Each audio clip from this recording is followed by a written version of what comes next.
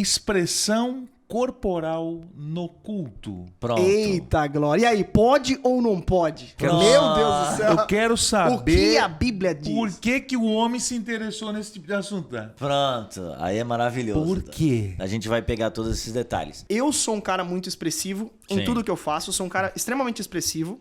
No culto público, eu sou um cara expressivo, só que eu comecei a estudar teologia reformada. Teologia reformada sempre vai ter a tendência de ter um culto mais enxuto. E quando eu falo culto enxuto, eu não estou dizendo que não há expressão corporal. Há expressão corporal. Só que o que eu percebo é que há gestos litúrgicos que não são compreendidos. E mais, são tolhidos em nome da Escritura quando não são. Nos ambientes de culto onde tem igrejas menos expressivas ou mais Alguns históricas. exemplos, assim, É. Geis, pra quem tá acompanhando e não... Show de bola. Tem uma afirmação de um cara chamado Terry Johnson, que eu admiro pra caramba, e ele é um autor muito massa, reformado, calvinista, e ele escreve um livro chamado Adoração Reformada. Tá. O livro é maravilhoso, mas tem uma afirmação dele que eu acho perigosa. E quem sou eu pra achar perigoso? Ninguém, mas há outro autor reformado que contrapõe a ideia dele. Quer ver? E por isso a gente faz uma análise bibliográfica da coisa, né? Mas, por exemplo, o Terry Johnson vai dizer que é um livretinho azul muito bom de ler, mas ele é extremo em alguns pontos. Ele diz, por exemplo, em alguns círculos reformados, algumas expressões de zelo mais acentuadas são tolhidas, ou seja, são caladas mesmo. Como, por exemplo, berrar, levantar as mãos e algumas outras expressões ele diz. Para quê? Para que somente a Deus seja glória no culto público. Onde eu concordo com a afirmação? Somente a Deus seja glória no culto público. As outras eu não concordo. E por que eu não concordo? Porque quando eu olho para a Escritura, eu vejo pessoas levantando a mão diante de Deus. Inclusive, Paulo instrui a levantar as mãos santas diante de Deus. E é exatamente por isso que a contraposição está na Bíblia. Corroborando com essa ideia, Greg Ellison, que é um outro autor reformado, e inclusive o livro dele é de 2023, ele vai fazer até uma própria análise justa da tradição reformada, dizendo o seguinte: olha, nós que compreendemos o culto, o princípio regulador de culto, vamos precisar definir se o nosso princípio ele é do Antigo ou do Novo Testamento. Porque se ele é de toda a Escritura, então tem palma no culto. Então tem mãos levantadas. Então tem dança no culto, entendeu? Então é uma análise mais justa do ponto de vista da teologia bíblica. Com isso eu não estou dizendo que os irmãos que compreendem princípio regulador de culto estão, sei lá, exagerando, nada disso. Inclusive, dentro do princípio regulador de culto, dá para compreender gestos litúrgicos com maior intensidade, sim. Né? Enfim, eu já vou pontuar que tem outros autores reformados que defendem essa mesma ideia. Mas o ponto, cara, é que na tentativa de tolir os exageros no contexto brasileiro, nós valemos-se de teologia, ou de liturgia, melhor dizendo, estrangeira, onde fere a ontologia de quem o brasileiro de fato é. E aí é que mora o grande problema. Então, o meu interesse... falando, Exato. O meu interesse foi por essa linha. Cara, eu sou expressivo. Fui pesquisar, mano, o Brasil é expressivo. É só tu olhar a diferença entre a forma como é uma missa no Brasil e fora, a forma como é um culto no Brasil e fora, a forma como é o cumprimento no Brasil e na Europa, a forma como é a torcida no estádio aqui no Brasil e fora. É cultural. Exato.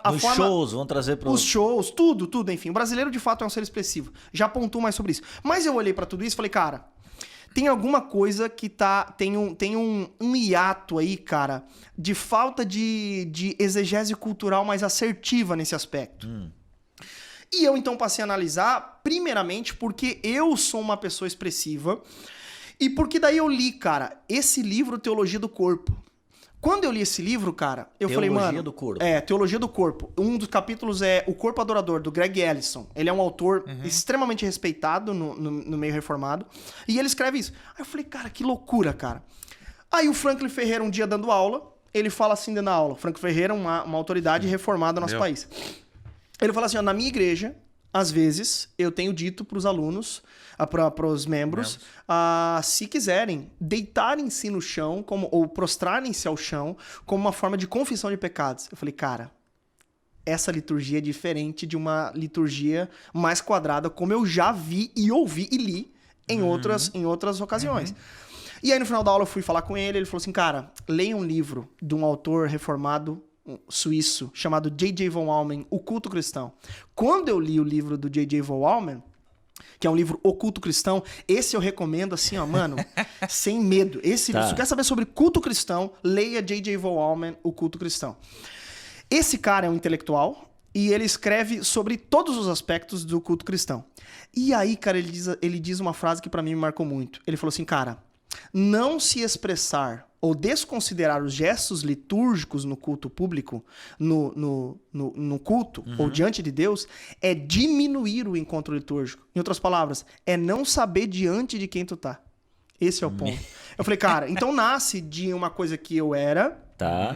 nasce também dessa coisa do Brasil que eu tenho nas veias, assim, eu sou um cara muito, assim, brasileiro, amo o Brasil, tudo que se refere ao Brasil eu amo. E aí eu comecei a olhar isso, cara, nós precisamos de uma liturgia brasileira. Nós não precisamos importar liturgia em sua totalidade da Perfeito. Europa, bem como também não precisamos importar a eclesiologia dos Estados Unidos. Então nós precisamos ver a dádiva que há numa teologia puramente brasileira. Ou puramente não, também brasileira, considerando o que o brasileiro é. Sim. Porque quando eu olhei por outro lado na academia a ideia de teologia brasileira, ou brasilidade e a fé cristã, sempre é teologia liberal. Eu falei, cara, a gente precisa ter um argumento sólido, onde respeita o brasileiro, mas sobretudo é bíblico, entende? Então, cara, nasceu de todos esses descontentamentos, sabe? E o estopim de tudo foi irmãos, colegas e amigos que começaram a estudar teologia, e reformada ou não, e se tornaram frios no culto. Tu vê. Então eles começaram a estudar e começaram a se tornar frios no culto. Mão no bolso.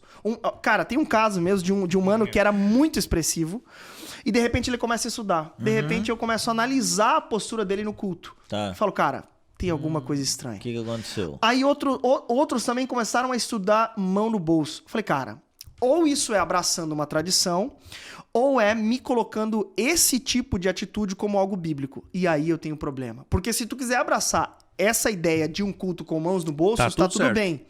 Só não sacramenta esse modelo de culto. Entendi. Esse é o ponto. Porque, veja, o meu argumento não é que nós devemos desconsiderar outros tipos de liturgias ou outras tradições, mas é minimamente nós enxergarmos valor num culto que preza pelo que o brasileiro é. Esse é o ponto. E continua sendo bíblico ao mesmo tempo.